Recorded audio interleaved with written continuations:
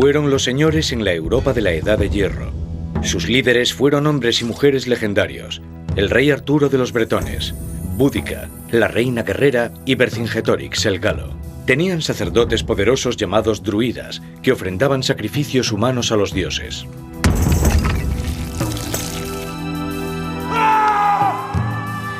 Fueron sanguinarios cazadores de cabezas, que entraban desnudos en batalla enfrentándose a lanzas y armaduras.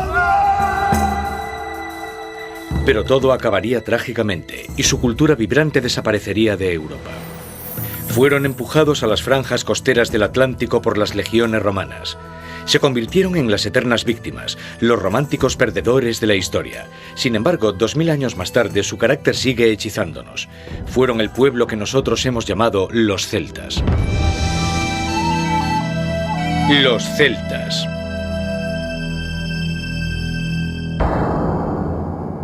Pero ¿cuánto es mito y cuánto es verdad? Soy Richard Ratchley. He querido indagar en nuestra historia para intentar averiguar qué nos ha convertido en quienes somos hoy. Antes he viajado a la Edad de Piedra para descubrir que en aquel tiempo éramos tan listos como lo somos ahora. He explorado la Edad Oscura, la Alta Edad Media, para descubrir que nuestros antepasados paganos no fueron salvajes primitivos. Quiero ahora sumarle una pieza más al rompecabezas de nuestra historia. Quiero explorar nuestro pasado celta oculto.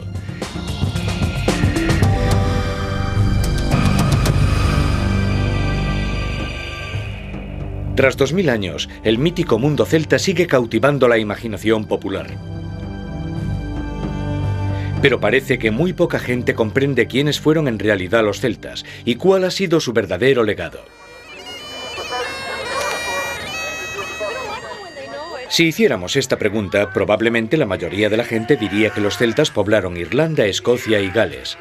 Sus descendientes serían esas personas que podemos ver participando en los deportes tradicionales de las tierras altas escocesas. ¿Eres celta? Sí. Una respuesta sencilla. Sí. Me considero escocés. Hay celtas en todas las naciones donde existen clanes. Clan es una palabra en gaélico que significa niños. Aquí en Escocia significa familia tribal. Para mí ser celta o ser escocés es muy parecido. Aunque creo que hay celtas en Gales y en Irlanda también, ¿verdad? No podría definir lo que es ser celta, pero puedo asegurar que los galeses somos un pueblo muy orgulloso. Por eso llevo este kilt de San David. Nos sentimos orgullosos de nuestra lengua y defenderemos nuestra cultura ahora y en el futuro. De modo que los celtas son personas que viven en las costas de las islas británicas. Son pelirrojos, llevan faldas con el diseño tartán y hablan una lengua celta como el galés o el gaélico. También piensan que son la base de una tradición celta, no la escocesa ni la galesa, sino la británica. Estas druidas modernas no arrastran troncos ni llevan faldas tartán, pero se dirigen a celebrar el equinoccio de otoño.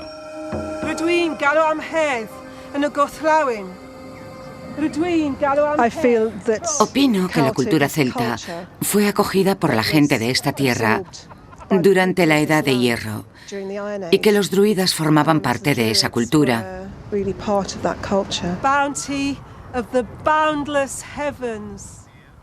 Aquí se tiene la creencia de que nuestra herencia celta británica es pagana y esencialmente espiritual. Rebosa poesía y arte.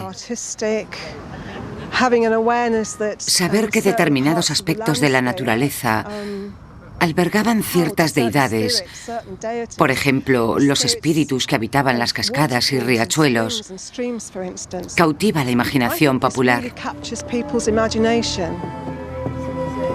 Estas druidas modernas creen que están conectando con un pasado místico celta y con los espíritus paganos de la tierra. Son los espíritus del oeste, a quienes nuestros antepasados ofrecían sacrificios en los riachuelos, los ríos y los lagos, y en las ciénagas donde el agua se une a la tierra. Salve y sean bienvenidos.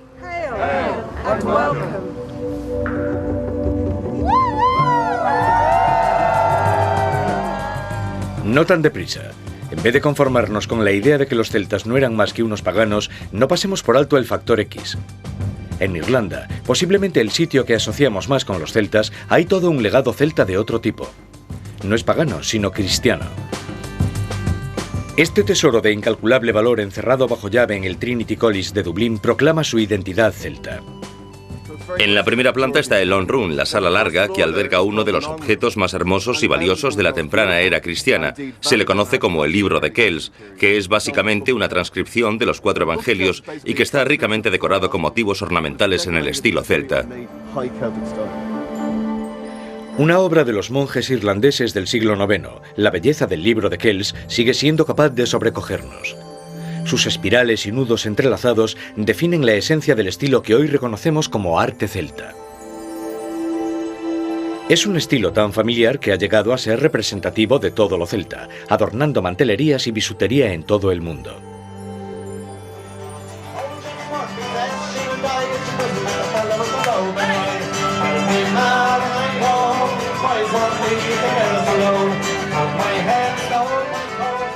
En Irlanda hay más tópicos.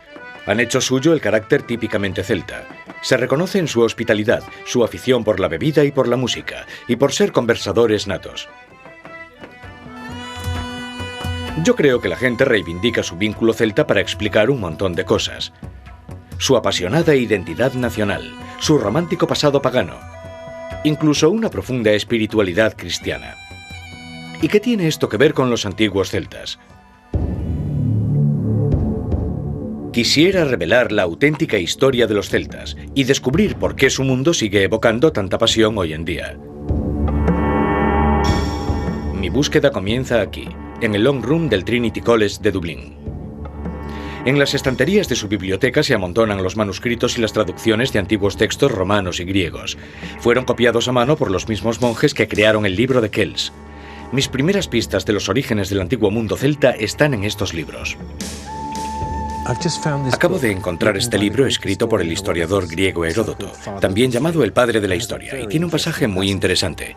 Aquel río fluye desde la tierra de los Keltoi y la ciudad de Pirena y recorre el mismo centro de Europa. Ahora bien, los Keltoi moran más allá de las columnas de Hércules. Es esta una de las primeras menciones de los celtas en la historia. Pero a Heródoto también le llaman el padre de los embustes. Por tanto, tendré que viajar hasta Europa para encontrar las evidencias arqueológicas de toda esa gente que llamamos celtas sobre el terreno. La palabra celta fue usada por primera vez por los griegos hace 2500 años. Escribían sobre unas gentes que no vivían en las islas británicas, sino en Alemania, en la cabecera del río Danubio.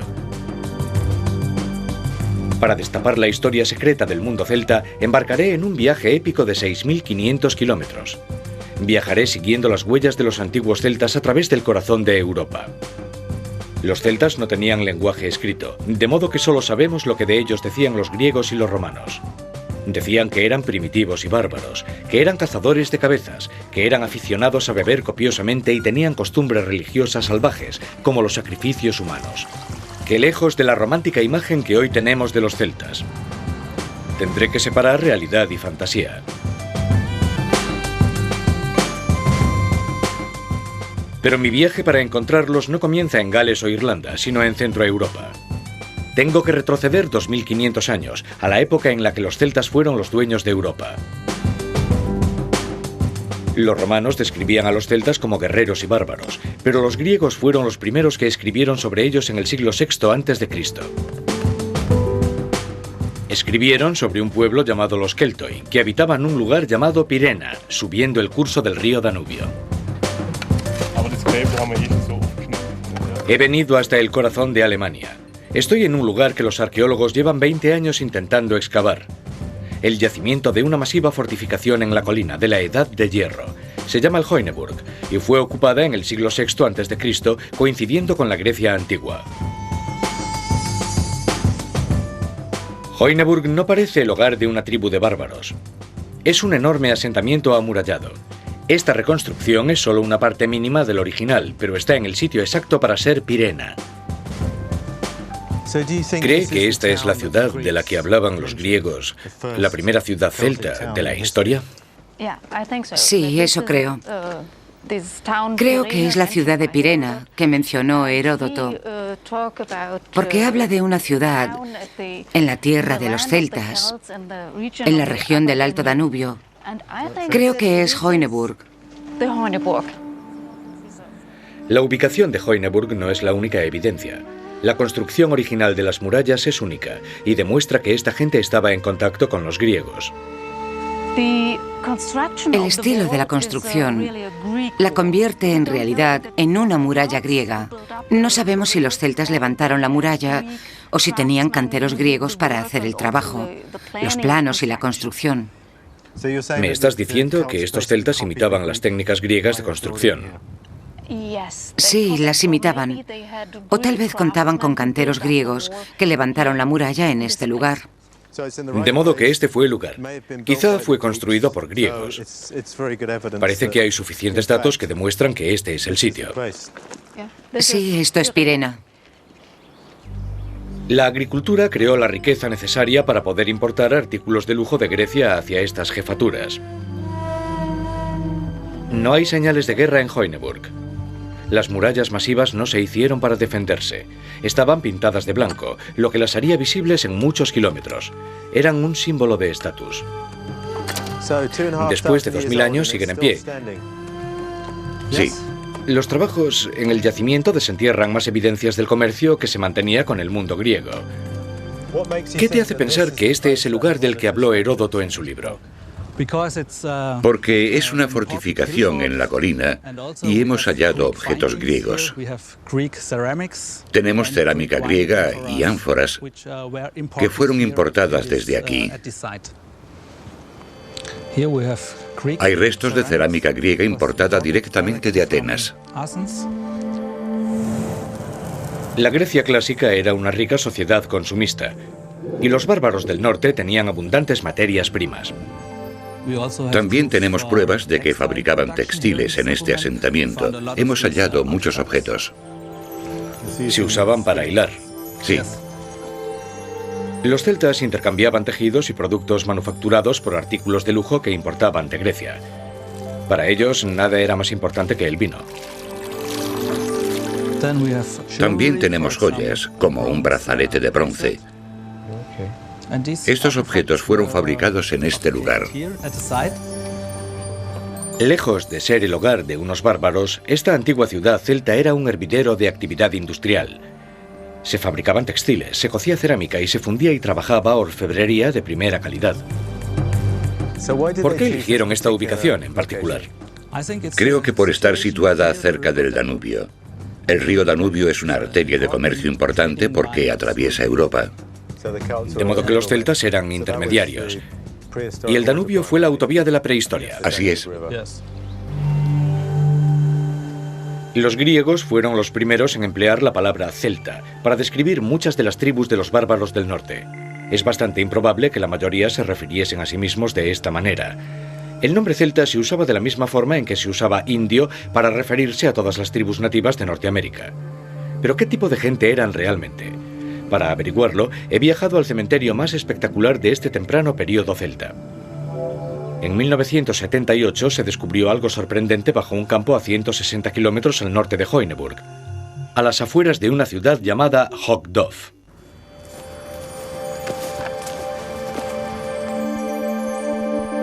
Este es el príncipe de Hogdov. Estoy cara a cara con mi primer celta de la antigüedad, pero no parece la tumba de un guerrero. La única arma que hay aquí es una daga de hierro con adornos de oro. El príncipe celta ha sido colocado cómodamente sobre un reclinatorio de bronce de estilo griego y cubierto con pieles y con telas. Alrededor de su cuello lleva un torque de oro y sobre su cabeza un extraño gorro cónico de corteza de abedul. Por doquier hay ostentación de inmensa riqueza y poder. Una carroza adornada de 4 ruedas fue cargada con alimentos y bebidas. En un rincón había una enorme vasija griega con capacidad para 300 litros de vino. Este príncipe se tomaba muy en serio su vida social.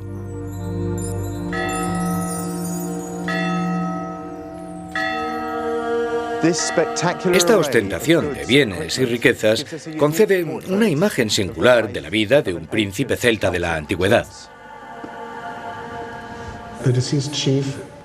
Colocaron a su jefe muerto en esta carroza y lo llevaron a su tumba. Es una obra maestra de hierro. Fueron herreros muy hábiles. ¿Qué nos puede contar esta tumba tan imponente acerca del temprano mundo celta centroeuropeo? Nos cuenta que este hombre mantenía relaciones internacionales y que estaba orgulloso de codearse con las culturas mediterráneas, porque intercambiaban ideas, intercambiaban mercancías. Todo lo que vemos aquí son los vestigios de su poder, como jefe de esta tribu de Hogdov. Por tanto, es como un trono donde te tumbas en lugar de sentarte. Es un enorme trono de bronce, un trono para reclinarse, como hacían los griegos en esta época. Mi primer celta no es un guerrero cazador de cabezas en absoluto. Es un diplomático culto que mantenía contactos con los pueblos más desarrollados del mundo antiguo, los griegos. Importaba productos griegos y probablemente pensamientos griegos también. ¿Cómo se enriquecía la gente como este príncipe? Vivían en la nueva edad de hierro, por lo tanto se enriquecían con el hierro. Extraían hierro de las minas y con el hierro comenzó una dimensión totalmente nueva de comerciar con los griegos. Se podría decir que aquí empezó el mundo celta centroeuropeo. Así pues, he dado con los primeros celtas, con la ciudad de Pirena y con un príncipe celta, pero ninguno encaja con las descripciones clásicas de celtas bárbaros. Ni siquiera se parecen mucho a la imagen que tenemos hoy de lo que es ser celta, salvo el detalle de que al príncipe de Hogdov le gustaba beber bastante. La arqueología ha revelado que 50 años después de la muerte del príncipe de Hogdov, desaparecieron repentinamente del centro de Alemania los antiguos asentamientos celtas. Algo había cambiado. Estaba emergiendo una nueva sociedad celta y el poder se trasladó al oeste. Para hallar las evidencias, debo dirigirme al yacimiento celta más famoso de Europa.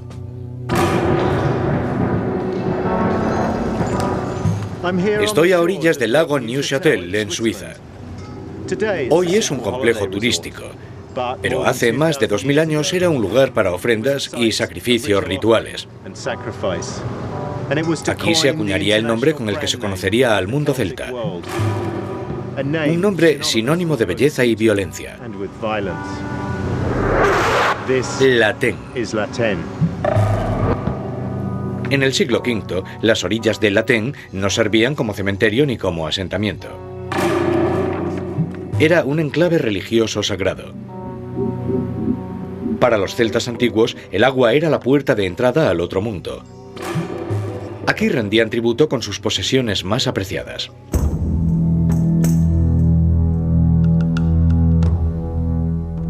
En 1857, un arqueólogo suizo tropezó con un formidable botín de ofrendas celtas preservadas en el lecho fangoso del lago. A buen recaudo en esta cámara constituye una visión de cerca del nuevo mundo celta en la cumbre de su poder. ¡Qué puerta tan grande! Debes de guardar algún tesoro aquí dentro. Claro, es el tesoro del pasado. Se recuperaron más de 2500 objetos. Debido a ellos, el nombre de Latén se asociaría siempre con el mundo celta. Así que todo esto es del Latén. Sí, procede todo del yacimiento de Latén. Hay cientos de piezas de hierro y herramientas de madera. ¿Este es un escudo típico del Latén? Sí, es un escudo típicamente Latén. ¿Puedo cogerlo? Sí, sujétalo con cuidado. Es sorprendente pensar que podemos sujetar esto hoy. Lo más asombroso es que los objetos de Latén no hubiesen sido rotos o destruidos. ¿La espada seguía metida en su vaina? Sí, y estaba como nueva. Lo más llamativo de esta nueva cultura celta fue la descomunal cantidad de armamento, finamente adornado con un estilo artístico distintivo. Puedes apreciar los ricos adornos. Los adornos de esta zona son muy ricos. Tantos motivos en espiral, ¿es el estilo típico de Latén? Sí, claro. Las líneas curvadas. Los hallazgos de Latén marcan el comienzo de los adornos en espiral tan característicos del arte celta. Los motivos ornamentales mágicos y simbólicos con animales y plantas y los diseños en espiral definirían el arte celta en todo el mundo durante siglos. Sorprende que una sociedad sin escritura fuera capaz de producir obras de arte tan geométricamente complejas. Pero el lecho del lago de Latén aportó otros hallazgos más macabros. Entre los escudos y las espadas se hallaron evidencias de sacrificios humanos. Hemos encontrado una serie de cráneos y nos preguntamos si estas personas habían muerto a causa de un accidente o si habían sido sacrificadas. Uno de los que encontramos en el yacimiento de Latén del siglo XIX llevaba una soga. Así que sabéis que la gente fue sacrificada, o por lo menos ejecutada. Digamos que habían tenido algún problemilla. Problemilla, eso es un problemón. Los sacrificios humanos y las ofrendas rituales iban de la mano en esta nueva cultura guerrera. Empiezo a reconocer rasgos celtas o galos, como los llamaban los romanos. Fueron tribus de guerreros muy ambiciosos y viajeros, y Europa estaba a punto de caramelo. La arqueología ha demostrado que en el siglo IV a.C. la cultura celta se había extendido rápidamente desde Centroeuropa, adentrándose en los Balcanes, Italia y por el oeste, España y Francia. Quiero saborear esta cultura guerrera. Así que he venido a conocer a un grupo de arqueólogos alemanes cuya misión es devolver el mundo celta a la vida, con tanto realismo como sea posible. Aquí tienes tu cota de malla, Richard. Este estaba en lo alto del santuario. Debe haber sido el patriarca. Lo primero que debo hacer es disfrazarme como un auténtico guerrero celta. ¿Puedo escoger? ¿Pintura de creta o cota de malla? Tendré que pensármelo. Previo al 300 a.C., los guerreros celtas preferían luchar desnudos. Como única defensa, sus cuerpos pintados, un escudo y su fe en sus dioses. Me quedo con la cota de malla. Venga, vamos allá. El objeto más importante del guerrero celta era el torque. Era la señal inequívoca de su nobleza como celta. Te queda muy bien. Esto es para hacer ostentación. Los romanos describían a los celtas como seres supersticiosos, y llevar el torque podría haber tenido un significado religioso. La guerra formaba parte de la cultura celta, pero también les aportaba ingresos. Los guerreros celtas se habían forjado tan buena reputación que eran muy apreciados como mercenarios. El arma principal de los celtas era la lanza, un arma realmente letal. Mira qué afilada está. Las armas defensivas más importantes eran sus grandes escudos. ¿Eran capaces de resistir a una lanza? Una lanza no puede atravesarlo.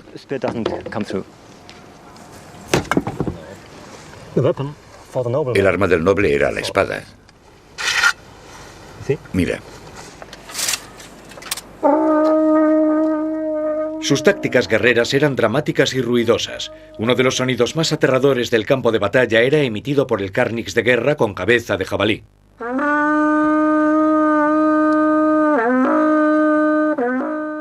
Sonaban decenas de estas trompetas de guerra para infundir temor en el enemigo.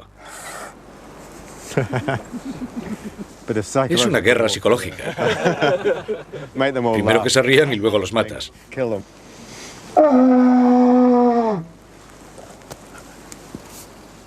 No me sale mejor.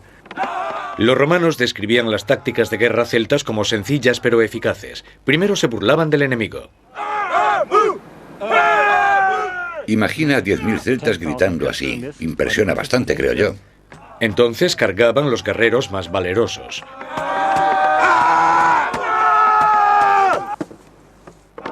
Todo el batallón se lanzaba contra el enemigo. Su intención era que el enemigo se asustase y echase a correr. Si no surtía efecto a la primera, volvían sobre sus pasos y empezaban desde el principio. Solemos considerar a los celtas unos perdedores, un pueblo fácilmente derrotado por la superioridad tecnológica de los romanos. Pero simplemente no era cierto. Desde el principio, en muchos aspectos, la tecnología celta era más adelantada que la griega o la romana. La cota de malla que llevo puesta fue inventada por los celtas en el siglo IV a.C., y el uso de clavos de hierro revolucionó las técnicas de la construcción naval celta. Con sus espadas, sus carros con ruedas de hierro y las herraduras para caballos, los celtas desplegaron campañas militares contra las tribus vecinas y contra griegos y romanos. En el 390 a.C., las tribus celtas llegaron a saquear una ciudad en expansión llamada Roma. Golpea más fuerte. Los romanos plagiaron muchas ideas celtas, pero había una costumbre que les horrorizaba: la caza de cabezas. Me llevaré esto a Inglaterra. Los romanos decían que los celtas guardaban las cabezas humanas como trofeos y como ofrendas a los dioses. Se halló un sepulcro celta como este en el sur de Francia.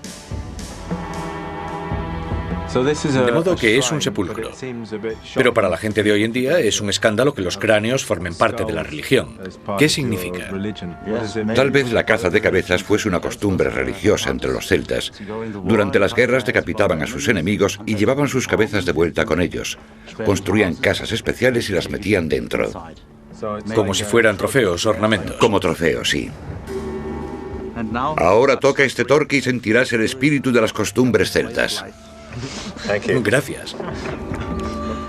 Los primeros celtas eran mucho más que simples bárbaros. Tenían adelantos tecnológicos, eran ricos y poderosos. Su cultura compleja se extendía desde España a Turquía. Pero lo que yo quisiera saber es, ¿los celtas merecían su fama de bárbaros o solo era propaganda romana? Para encontrar la evidencia, he viajado hasta el norte de Francia, a los campos de batalla del Somme. Aquí el paisaje está salpicado con los huesos de miles de soldados desconocidos de la Primera Guerra Mundial.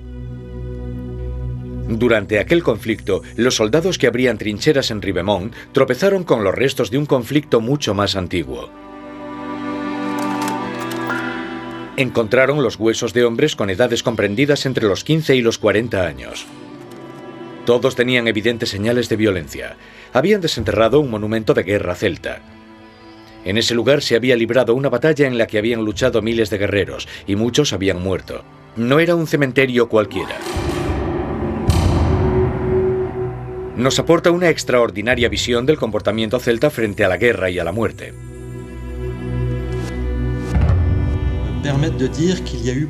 Podemos afirmar que murieron cientos de guerreros. Murieron unos 500. Fue una batalla colosal. La batalla, que se libró alrededor del 200 a.C., enfrentó a dos tribus celtas. Los guerreros derrotados eran de una tribu bretona llamada los armoricanos. Los guerreros victoriosos fueron los ambiens, es decir, una tribu belga. En el siglo III a.C., las tribus celtas europeas mantenían luchas internas por el territorio. A pesar de su cultura celta en común, era bastante más probable que estuviesen luchando entre sí que cooperando. Hay cientos de guerreros muertos aquí, tanto vencedores como vencidos. Pero falta algo, no hay cabezas. No hay ni un solo cráneo entre los miles de huesos. ¿Será la evidencia de que lo que decían los romanos acerca de las decapitaciones era cierto? En Ribemont tenemos algunas vértebras con las marcas producidas por cortes de cuchillo.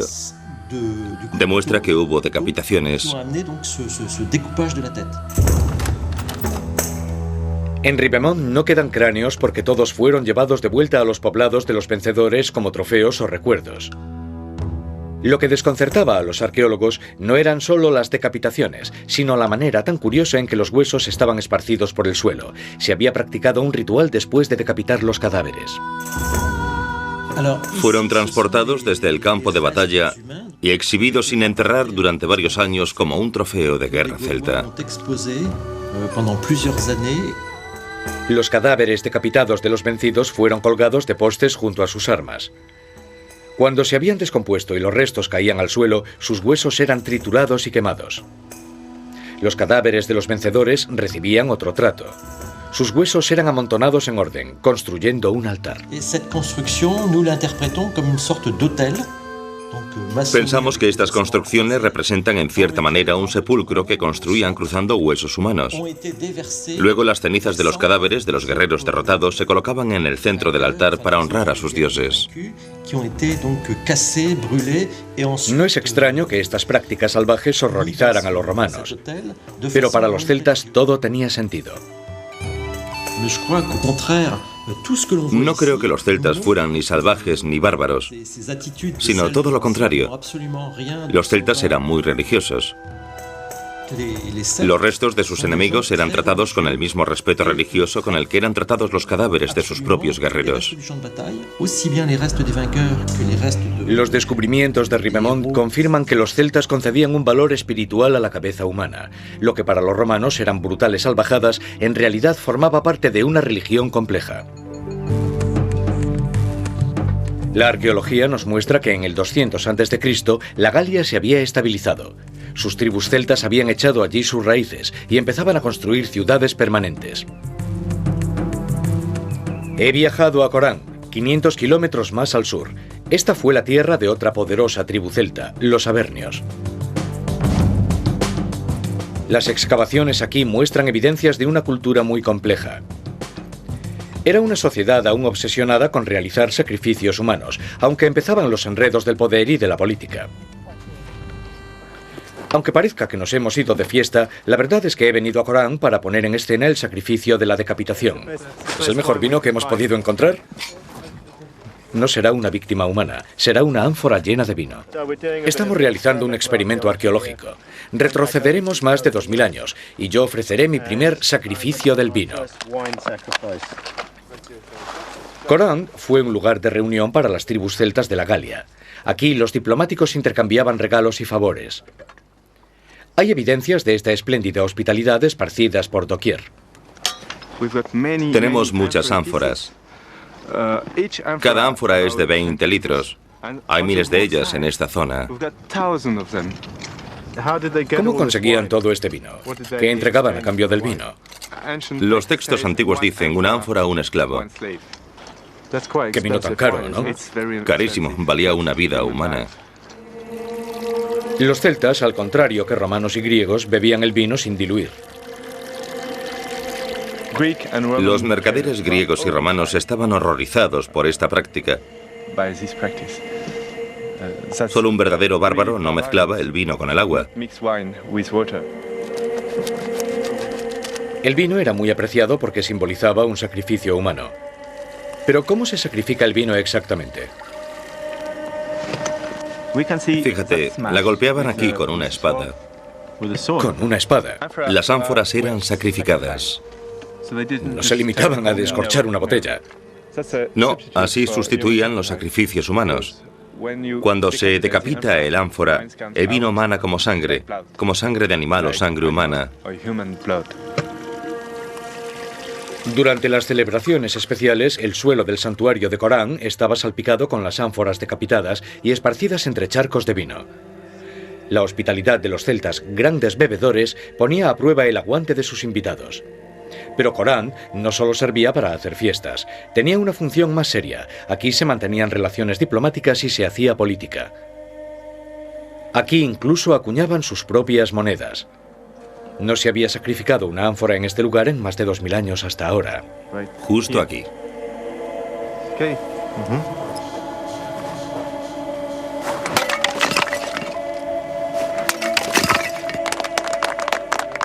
Tomaos un vino. En el mundo celta nada es lo que parece. La caza de cabezas y los sacrificios no eran simples evidencias de la brutalidad celta. Formaban parte de un complejo mundo religioso. En la tribu de los avernios, un sacrificio con derramamiento de sangre se convirtió en algo muy real cuando decidieron oponer resistencia a la invasión romana. Eso fue en el 58 a.C. Desde las filas de la tribu avernia surgió el líder más trágico del mundo celta, Vercingetorix el Galo. A principios del siglo I a.C., la Galia estaba cada vez más romanizada. Tras siglos de relaciones comerciales, su modo de vida no se diferenciaba mucho del romano. Pero, ¿de verdad la sociedad celta se había vuelto sofisticada? Para enterarme, he viajado al norte, a Vibrac. Rodeada de sus murallas formidables, Vibrac era la capital de los Eduos. Era una de las tribus más poderosas de la Galia. Bueno, Richard, acabamos de entrar en Vibrac, pasando por una de las 15 puertas de esta importantísima ciudad del siglo I a.C. La muralla defensiva de Vibrac mide 5 kilómetros y era un enorme éxito de ingeniería, pero servía más para su admiración que como medida defensiva. ¿Qué nos cuenta acerca de los celtas?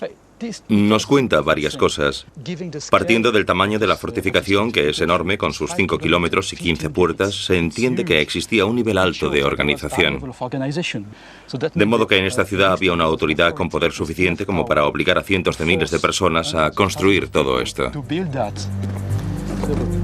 Vibrac era uno de los asentamientos más complejos y grandes del norte de Europa. Su población urbana se contaba por millares y era a todos los efectos una gran ciudad. Veamos una pequeña muestra de los descubrimientos recientes en Vibrac, para que te hagas una idea de su importancia. Fíjate en la cara del jabalí, igual que en el Carnex. Vaya, es un pitorro para servir el vino. Sí, es típico del arte tardío de Latén. Esto es un broche de bronce utilizado por las mujeres para sujetar sus vestidos y ropas. El humilde invertible. Así es. Aquí tenemos otra pieza completamente diferente. Son trozos de cerámica. Son adornos muy típicos en esta región. Eran muy típicos entre los eduos, cuya capital estaba aquí. Es el estilo eduo. O sea que el dibujo era parte de su identidad tribal. Sí, era muy típico que cada tribu de la Galia Central pintase su cerámica con su estilo propio. Podemos imaginarnos a la Galia como un mosaico de tribus en rápido desarrollo formando estados menores. ¿Qué nos cuenta Vibrac sobre el mundo celta? Pues sencillamente que Vibrac era una ciudad en toda regla. Ello significa que estas sociedades de la Edad de Hierro intentaban convertirse en civilizaciones urbanas. Intentaban crear ciudades con miles de habitantes, con zonas concretas para artesanos, para actividades públicas, zonas residenciales y demás. Puedo asegurar que los galos tenían una civilización tan compleja como la romana de la misma época. Los eduos eran una tribu poderosa, pero era inevitable que se produjera un enfrentamiento decisivo con los romanos. Dime, ¿a cuánta altura estamos? A 820 metros por encima del nivel del mar. Imagínatelo, Roma no era más que un espejismo en la niebla. La invasión romana pondría a prueba la identidad celta de los galos. En Vibrac, Vercingetorix fue proclamado jefe de una confederación libre de tribus, en un intento de unirse frente a las legiones de Julio César. Los galos no se enfrentarían al ejército romano en una batalla abierta. Al contrario, adoptaron la táctica del ataque y la huida. Tras 6 años de escaramuzas, Vercingetorix cometió el error de reagrupar a sus fuerzas en el fuerte en la colina de Alesia. Aquí es donde César se enfrentaría a las tribus celtas en el 52 a.C. Hoy, de Alesia solo quedan las ruinas de la ciudad que posteriormente fue romana. Sin embargo, los vencedores dejaron una pista de cómo trataron a los vencidos. Esta es una figura de bronce hecha por los romanos hallada aquí en Alesia en 1907. Es un celta moribundo hecho de bronce. Este tipo de imágenes son una muestra no del poderío romano sobre los celtas, sino del poderío celta sobre la imaginación romana. Es la imagen de un salvaje noble, a la vez despreciado y también admirado. Alesia es la cuna de los cambios decisivos en Europa. En este lugar, exactamente en el otoño del año 52 a.C., los ejércitos romanos de Julio César derrotaron a los galos. César decidió asediar Alesia en vez de enfrentarse a los galos en una batalla abierta, lo cual se podría considerar un cumplido. Comenzó por abrir zanjas a lo largo de 25 kilómetros.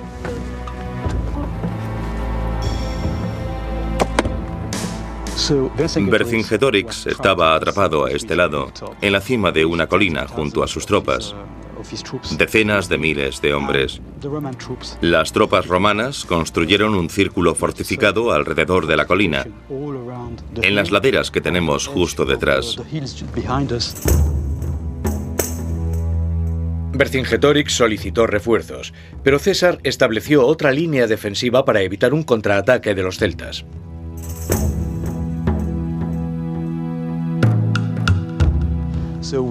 Había 25 kilómetros de zanjas, unos 23 fuertes romanos y decenas de miles de soldados romanos apostados por todas partes que vigilaban a Vercingetorix y a sus tropas. Finalmente llegó el momento de la verdad. 250.000 de galos acudieron en ayuda de sus primos tribales. Pero la disciplina romana quebró el temperamento celta, y la creciente hambruna en Alesia empezó a hacer mella en Vercingetorix. Los romanos hubieron de esperar hasta que la gente estuviera muerta de hambre porque no les quedaba comida ni agua. Entonces se rindieron sin más y entregaron a Vercingetorix al general romano. Después de una independencia tribal que duraba siglos, Vercingetorix había intentado unir a los galos frente a un enemigo común. Pero era poco y demasiado tarde. ¿Fue un día trágico para los celtas? Sin duda fue una tragedia para todas las tribus que intervinieron en la batalla. Si tenemos en cuenta que todas eran celtas, no hay duda de que fue un día muy importante para toda esta gente. Si las cosas hubieran terminado de otra forma, ¿crees que hoy Europa sería distinta? Desde el punto de vista moderno, está claro que de no haber existido esta batalla, la historia habría sido muy diferente. Si los galos hubiesen ganado, quién sabe cómo habría sido una Europa celta. Han transcurrido 2000 años y el mito romántico de lo que pudo haber sido sigue profundamente vigente en Francia. Los monumentos militares no son nada raros, pero esta estatua es diferente porque Vercingetorix perdió. Está aquí porque se convirtió en un símbolo para la nación francesa. La primera persona en pronunciarse sobre Vercingetorix fue el mismo hombre que lo había derrotado, Julio César. Él dijo, si todas las tribus galas se unificaran, podrían desafiar al universo. Eso da que pensar, especialmente si eres francés. El Imperio Romano en expansión había aplastado a los celtas en el continente europeo. Pocas generaciones más tarde, cualquier vestigio de su lengua, arte y cultura había desaparecido. O tal vez no. Hoy en día, en Irlanda y Escocia, muchas personas tienen el convencimiento de que descienden de esta raza de antiguos celtas. Los últimos supervivientes de este grupo étnico fueron empujados a los márgenes de Europa por el avance romano. ¿Pero hay evidencias que apoyen esta idea? Mi primer problema es que los romanos nunca llamaron celtas a la gente de las Islas Británicas, aunque sí decían que los antiguos británicos hablaban una lengua similar a la celta de la Galia. Tal vez la respuesta esté en el rasgo más destacado de la cultura celta, su singular estilo artístico. ¿Sería posible que los inmigrantes a Gran Bretaña hubiesen traído su arte? La primera pista está en el sitio más insospechado, en Battersea, al lado de la central eléctrica. En 1857, al dragar el río Támesis, se halló un escudo de bronce ricamente decorado. Y descendiendo el curso del río en Waterloo, se descubrió otro objeto, un extraordinario casco con cuernos. Como ambos objetos fueron hallados sumergidos en agua y sus adornos exóticos eran similares a los objetos celtas desenterrados ese mismo año en Latén, Suiza, los arqueólogos de la era victoriana sumaron 2 más 2. Dedujeron que las tribus celtas debieron migrar a Gran Bretaña desde Europa, llevando con ellos su arte. Bien, Richard, aquí está el escudo de Battersea. Yo sujetaré el casco de Waterloo. Son objetos celtas clásicos, célebres en el mundo entero. Son piezas realmente extraordinarias, ¿verdad? Son piezas extraordinarias y también increíblemente elaboradas. ¿Por qué este tipo de arte tenía tanta importancia? Se convirtió en un lenguaje internacional asociado con el prestigio de la élite de toda Europa. Estos objetos tan asombrosos dan el pego, pero no son lo que parecen. Nosotros lo llamaríamos casco, y a esto escudo, pero ni lo uno ni lo otro servían para una batalla. El escudo era para adornar, era un objeto de decoración. Y esto no es un casco en realidad, sino posiblemente parte de un atuendo ceremonial. Por lo tanto, se llevaba en la cabeza como un gorro de fiesta. Me están entrando ganas de irme de fiesta. No me queda la menor duda de que son obras maestras del arte celta. Pero los expertos actuales no están muy convencidos por la idea victoriana de que fueron transportados a Gran Bretaña por los celtas del continente. De hecho, en Gran Bretaña e Irlanda hay quienes no están de acuerdo con el nombre celta. ¿Crees que estos objetos fueron hechos por celtas? Fueron hechos por gente que hoy llamaríamos celtas. Otra cosa bien distinta es si ellos comprenderían la palabra celta o no. Desde luego es arte celta. Pero también creo que es importante que se reconozcan como objetos británicos. El estilo de arte celta, el estilo de sus adornos, se parece a otros de Europa, pero al mismo tiempo es claramente británico. El casco y el escudo son de estilo celta, pero no fueron traídos por inmigrantes celtas. De hecho, algunos de los ejemplos más representativos de lo que hoy llamaríamos arte celta no fueron importados. Todos fueron producidos en Gran Bretaña. Este es el gran torque de Snettisham. Es una de las piezas de la orfebrería prehistórica más asombrosas de Europa. Estos objetos demuestran que el estilo artístico de los celtas continentales era muy conocido en Gran Bretaña y fue adaptado a los gustos locales. Los objetos no demuestran que ni ellos ni la gente que los elaboraba y usaba hubiese llegado del continente europeo. Por sí solo, el arte no es una prueba de que las tribus celtas se trasladaran aquí. Para comprobar este punto, necesito otro tipo de evidencias. Tal vez encuentre lo que ando buscando en Yorkshire, en un lugar llamado Wetwang. En 1984, al excavar en una gravera, un trabajador desenterró el primero de una serie de hallazgos intrigantes que sugieren la presencia de migraciones celtas. Había gente enterrada con carrozas. Este es el Valle de Walls. Aquí se han encontrado más carrozas que en prácticamente ninguna otra parte. De los 15 sepulcros conteniendo carrozas que se han desenterrado en los últimos 200 años, todos menos 2 han sido encontrados en los Walls. Extraño, ¿no? Muy extraño. Los cementerios con carrozas son casi desconocidos en Gran Bretaña, pero fueron una tradición antigua entre las tribus celtas en Europa. Como ejemplo, el sepulcro con la carroza de 4 ruedas de Hochdorf, en Alemania. Este es el lugar donde ocurrió. Solo en este valle de Yorkshire se han descubierto 13 carrozas. Encontraron 3 seguidas en 1984. A este lado había un chaval joven junto con su carroza, su escudo y su espada.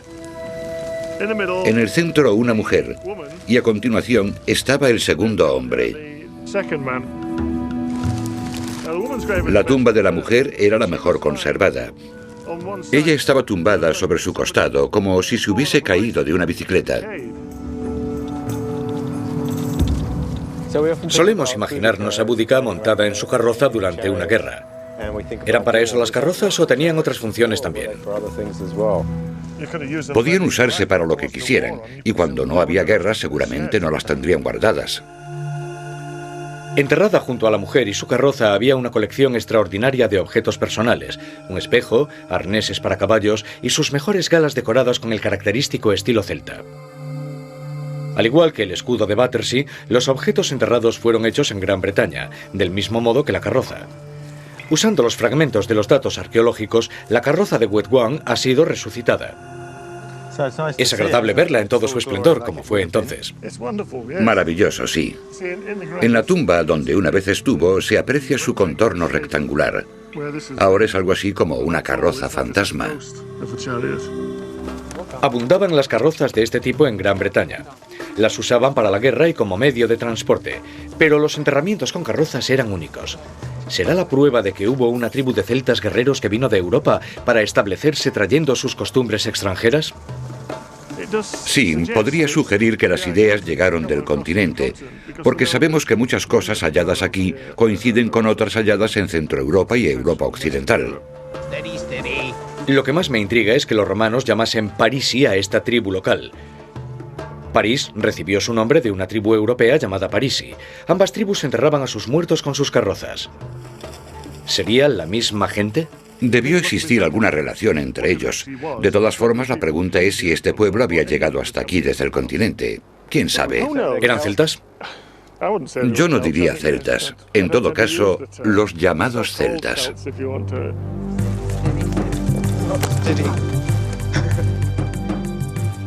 Tanto las carrozas de Wetwan como el escudo de Battersea demuestran que los británicos se relacionaban con los celtas del continente. Algunos podrían haberse establecido en el sur de Inglaterra y Yorkshire, pero no hay evidencias en Inglaterra para demostrar que llegaron suficientes celtas como para echar a los habitantes locales.